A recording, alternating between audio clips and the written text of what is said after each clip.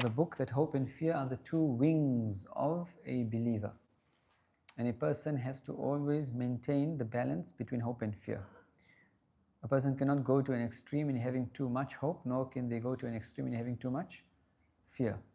If one has too much hope, then one falls into al-amn min makrillah, being safe from the plan of Allah. And if one becomes too fearful, then one falls into ya'as, right? And that is despair and hope, and this is also disparaged. Also Allah says, none despair of the mercy of Allah besides the kafirin and also the khasirin. And so a person has to be between fear and hope. If one finds oneself inclined towards too much fear, then one needs to push themselves towards hope. Read the verses, right, of the Quran that speak about hope. Read the ahadith that speak about the rahmah of Allah subhanahu wa ta'ala. If one finds oneself being lazy, right, or inclining too much to complacency, then one needs to create this fear. And then read the verses of those that create the fear, the verses of Jahannam, etc., etc. And a person has to oscillate between this fear and this hope. So on page 14 and above, Imam Ghazali says, the seeker was thus confronted by the hurdle of the incentives, bawa'ith, so he needed to surmount it by the two means that have just been mentioned, meaning fear and hope. Now he tackled it with the benefit of Allah's enabling grace, with Allah's tawfiq. So he succeeded in surmounting it. Then as soon as he had done so, he returned his attention to the performance of worshipful service. Now he's still trying to get back to worship Allah. All the distractions, he was trying to worship Allah. Now he decides and he thinks, okay, now I can begin to worship Allah subhanahu wa ta'ala properly. And he saw no obstacle and no distraction, and found an incentive and a stimulus, so he applied himself eagerly to worship, performing his worship, embracing it with total enthusiasm, keenness, and he started making it a regular practice. Now this person starts to do ibadah and he wants to devote himself to Allah subhanahu wa ta'ala. But then he is faced with the hurdle of the impairments, the qawadih. Now when he reviews his situation, he notices that the splendid worship in which all of that was possible could be affected by two terrible plagues, namely hypocritical display, showing off, a riya, and vain conceit, ostentation or ujub. Right? Riya is showing off, doing things for the sake of people, witnessing or noticing people. And ujub is witnessing the own nafs and the own self.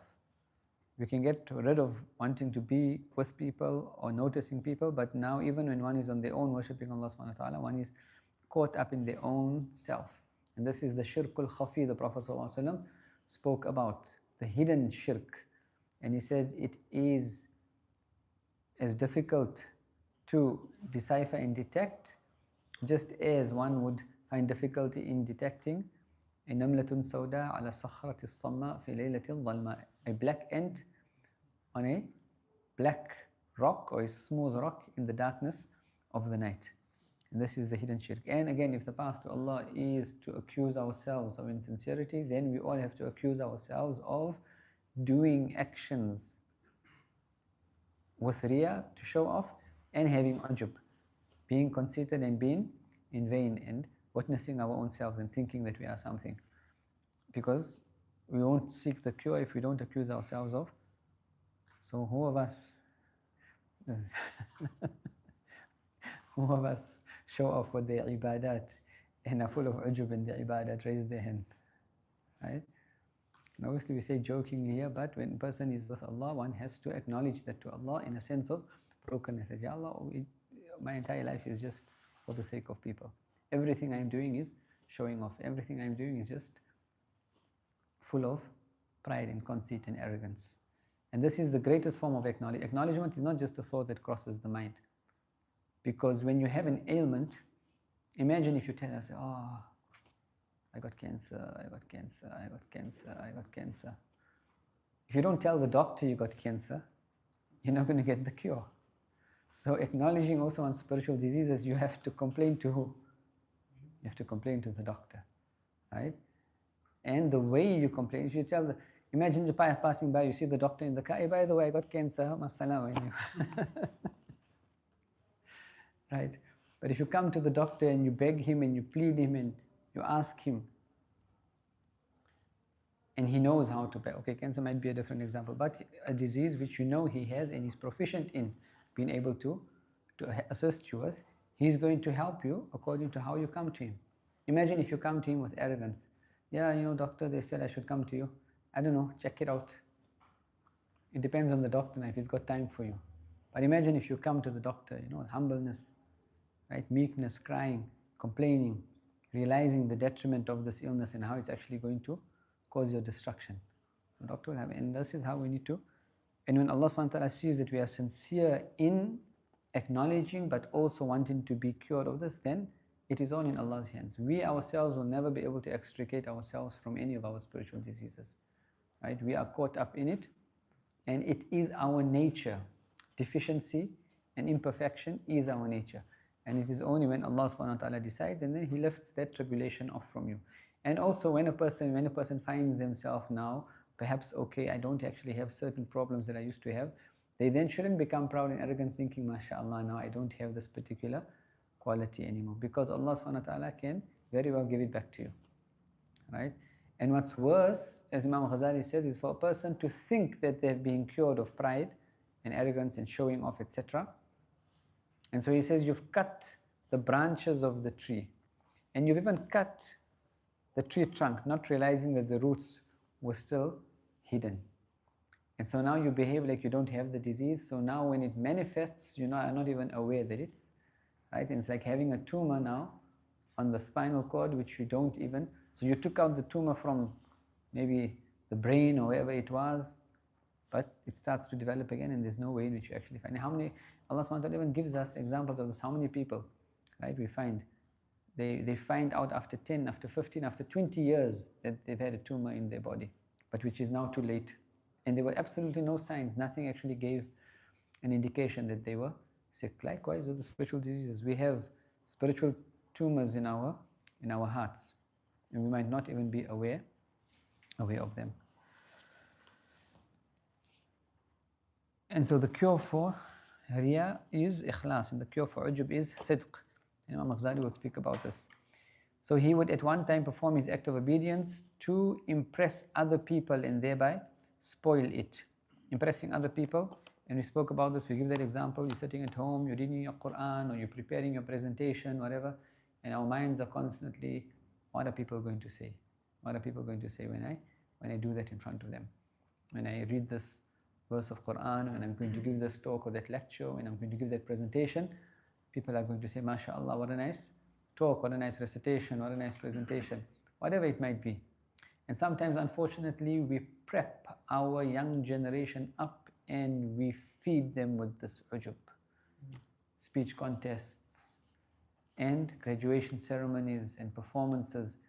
And now also we find, unfortunately, this new, well, it might not be new, but we haven't followed it, but they would take young girls and make them sing these qasidas and etc., right, with cameras, and they make them, if you want to, pop stars, under the impression that what's happening, when they get older, then they must go into hijab. And what happens, they fed this young girl or this young boy, Assalamu alaikum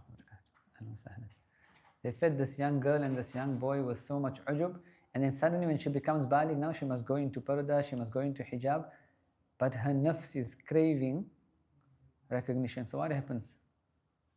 Right? They stop singing the Islamic qasidas and whatever, and then they go into the un-Islamic songs, or they find other means for which to feed now this ujub, because we brought the children up feeding. And the nature of social media today is to feed people's egos, right? And many times we make dua for our children, such duas which cause them into, which pushes them into destruction. Oh Allah, make my son the most intelligent of all people. Make him the alim of the time. Make him the greatest hafiz. We are manifesting our desire for status in the duas we make for our children. Do you want them to be a hafiz or an alim, or you want them to be good at something for the sake of Allah? Or do you want them to do it so that you can satisfy your own nafs, to say, it's my son? How many of us actually make du'as, Ya Allah, keep my son away from fame and name, but make him beloved to you, O Allah. Accept him in your court. And if he's beloved and accepted in your court, then it doesn't matter whether he has name and fame in this dunya.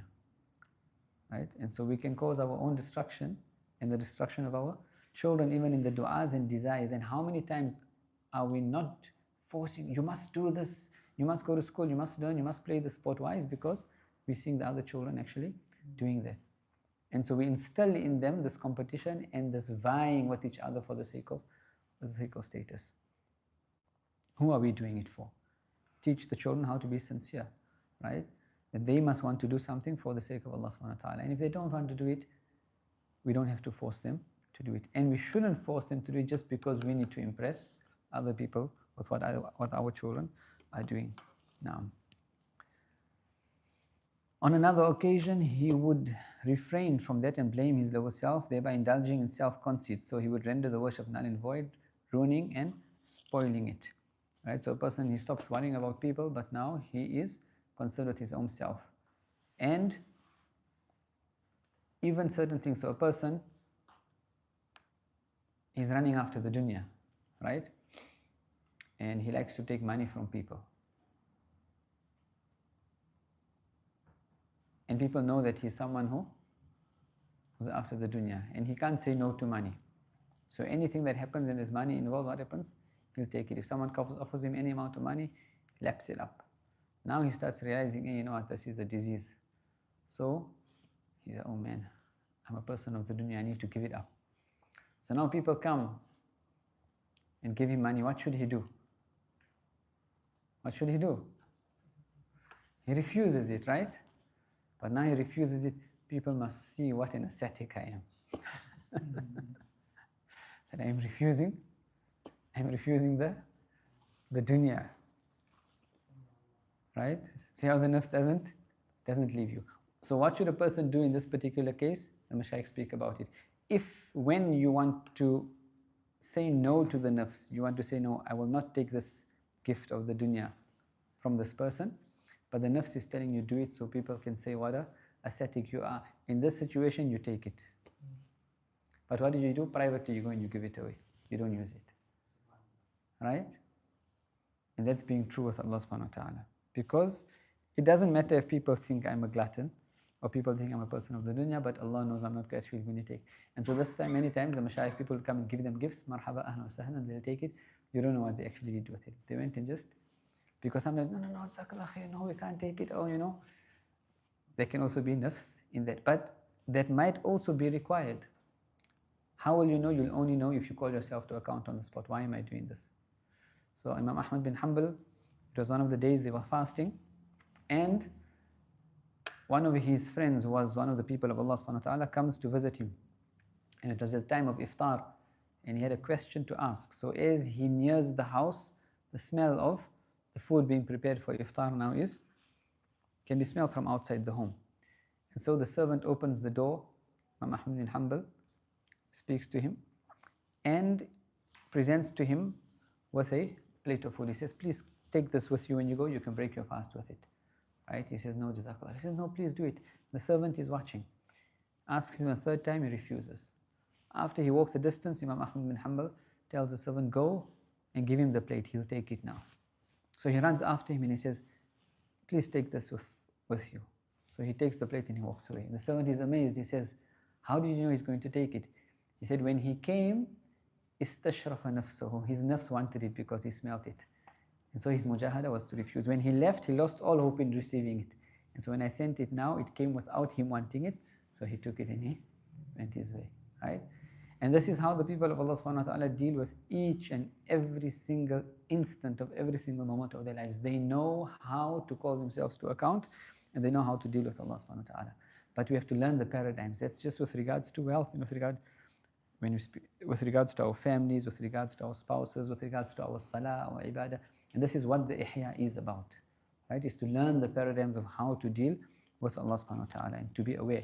And sometimes, right? But now imagine, right? Now imagine this person comes, and we put ourselves in that situation. You say, you know what, I'll refuse it now because he knows I'm going to refuse it because my nafs wanted it, and when I go away, he's going to get it. So the knowledge itself doesn't save you, right? You have to be true and you have to be sincere with Allah subhanahu wa ta'ala, right? And do what you know is best for every particular situation. And therefore, it will never be about pleasing Allah subhanahu wa ta'ala. The Malamitiya were a group of, a sect of the Sufis. Obviously, it's not permissible to do certain things, But what they would do is they would purposefully go out and disparage themselves in front of people just to get rid of that status and this love of want to be noticed, right? So one of them would take a wine bottle or a beer bottle, wash it out completely, cleanse it, put water in it, and then he reads the Salatul Jummah in the last safs. As soon as Salah is finished, he goes out at the door of the masjid and he pretends like he's drunk drinking this bottle of water, and people start swearing him and disparaging him and whatever, right? Just to break his nafs. One person comes, Imam Ghazali speaks about someone who read Salah in the first saf for 40 years. 40 years, first saf, all the time, same spot. One day after 40 years, he comes late. And as he comes late and he's walking, and he comes to the last saf, this thought crosses his mind, what are people going to say for 40 years? They're going to say, MashaAllah, what happened to you today? And then he realizes for 40 years, I've been doing it for the sake of people. Because if I was sincere, I would not have.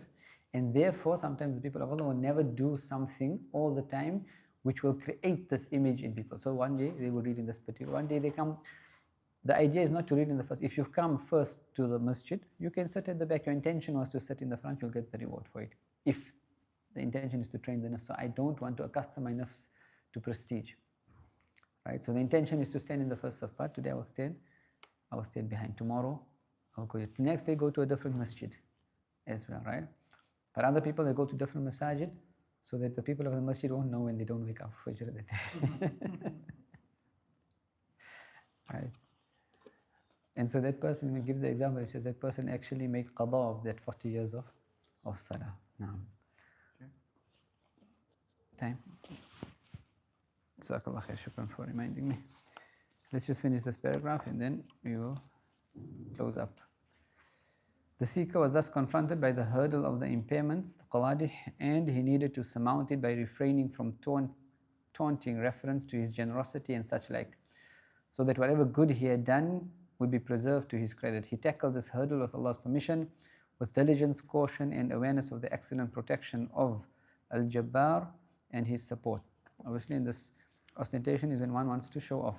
And the sign of sincerity, Imam Ghazali says, that even if a person goes and does something in private, and they get rid of wanting to impress people, and they get rid of even noticing their own self, and now they are happy that, alhamdulillah, I'm not worried about people, I'm not even worried about my own self. I've been doing this action or ibadah or charity, whatever, no one knows about it.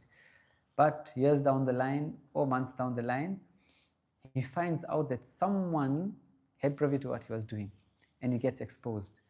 Now, are you happy that it was exposed? Or you said, if you're happy, he says that wasn't done with sincerity. Right? And you have to be sad. And we gave the example of person, the slave who was one of the hidden saints of Allah subhanahu wa ta'ala. When people made dua for rain, the dua wasn't accepted. When he lifted his hands and he said, oh Allah, the people have been asking rain for 3 days. Now your servant, meaning himself, is asking for rain. And the rain comes down. Person heard and he noticed this, so he goes and he buys the slave, thinking that I can benefit from him, I can learn from him, he's a hidden saint, he'll be a good asset to me as well. So on the way home he says, what is the secret? I heard you make that dua, what action is that, what action do you do that is so beloved to Allah? He says, did you see what I did? Did you hear? He says, yes, but I want to learn from you. He says, please can you excuse me for 2 minutes?